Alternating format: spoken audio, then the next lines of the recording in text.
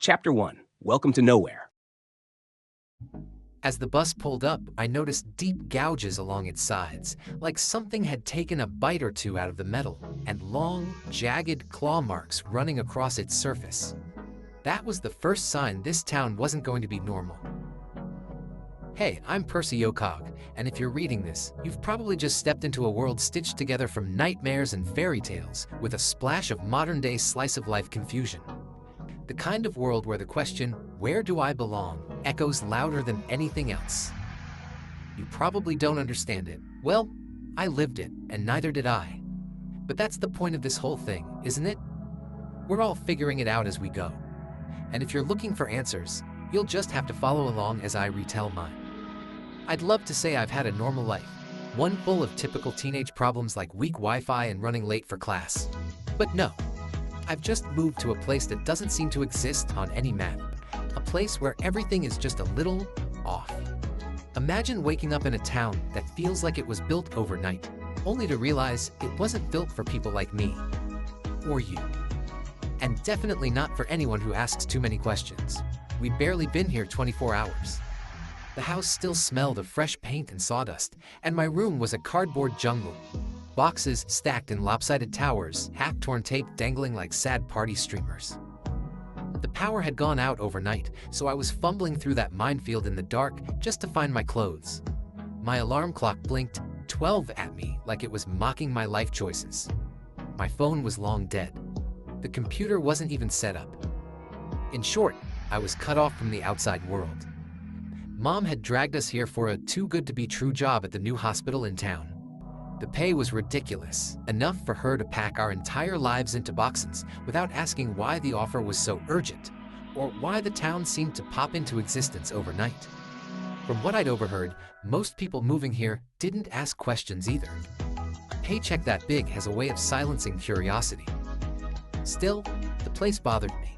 Every building was shiny and new, but with the soulless precision of a movie set, flawless on the outside, hollow on the inside. Like someone had copied a real town from memory and forgotten the parts that made it feel alive. I slung my backpack over one shoulder and headed out the door. The morning air was cool and damp, carrying the faint smell of wet leaves and something metallic. As I jogged toward the bus stop, the strangeness of the place gnawed at me. The stop was tucked away in a fog-choked corner of town, so quiet I could hear my own footsteps. A flickering street lamp buzzed overhead. I slowed down, frowning. "Why here of all places?" I muttered. A low rumble broke the silence, followed by the screech of brakes. The bus emerged from the mist, a battered behemoth of steel with claw marks gouged deep into its panels and bite marks along the edges like someone had been chewing on it for fun. The doors groaned open. Inside, the driver was nothing more than a shifting silhouette. No matter how I looked, I couldn't focus on details, just a human-shaped blur that shimmered at the edges, like static. "Come on, kid, get in," he rasped, his voice somehow both distant and right in my ear. I hesitated, every instinct telling me to run. "What's the holdup?" a voice called from behind. I turned to see a boy about my age, leaning against the rusted bus sign, shaggy-haired and wearing a confident smirk that was equal parts reassuring and unnerving. He nodded toward the bus. "Yeah, it's creepy, but you don't want to miss your first day, right?" Before I could answer, he brushed past me and hopped aboard. Over his shoulder, he said, "Don't overthink it." Against my better judgment, I followed. The air inside was thick with the scent of rot and something faintly electric. One side of the seats was shredded, springs jutting out like jagged teeth. Glowing eyes peered from the shadows. A vampire read a novel marked with ornate silver. A zombie drooled onto its hoodie while scrolling through a cracked phone, and a werewolf scratched at its fur with claws like obsidian. A gelatinous blob quivered in a corner, faintly glowing. Above, ghosts drifted lazily like tethered fog, while a molten-horned demon flipped through a flaming newspaper. I even spotted a kappa sipping from a bottle balanced on its head, a fox-tailed figure flickering like static, and an old sphinx mumbling riddles into a crossword. Halfway through the ride, the bus stopped and a red-haired girl climbed aboard. Her sharp green eyes swept the rows, lingering on the shadows a moment too long.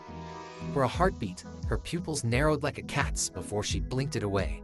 Her gaze flicked to me, just for a second, but it left a chill in my spine. She sat midway down, hood up, headphones on, vanishing into her own world. "Who's that?" I asked the boy, who'd already claimed a seat at the back and was patting the spot beside him. "Autumn," he said with a knowing smirk. "You'll meet her soon enough." I sat, still gripping my backpack like it was a lifeline. "Name's Jason," he added. "Percy." The bus lurched forward again, taking me deeper into a world I already wished I didn't understand. Without warning, slam!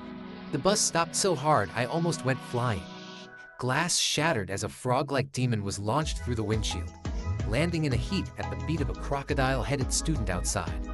"Watch where you're launching yourself, Hopper," the crockhead growled, shoving him away. Jason burst into laughter. "Perfect 10. Stick the landing next time." I stayed frozen, while the rest of the passengers barely noticed. Autumn stepped off without so much as glancing at the chaos. Jason clapped my shoulder as he passed. "Relax, Percy. You'll get used to it, eventually." Somehow, I doubted that.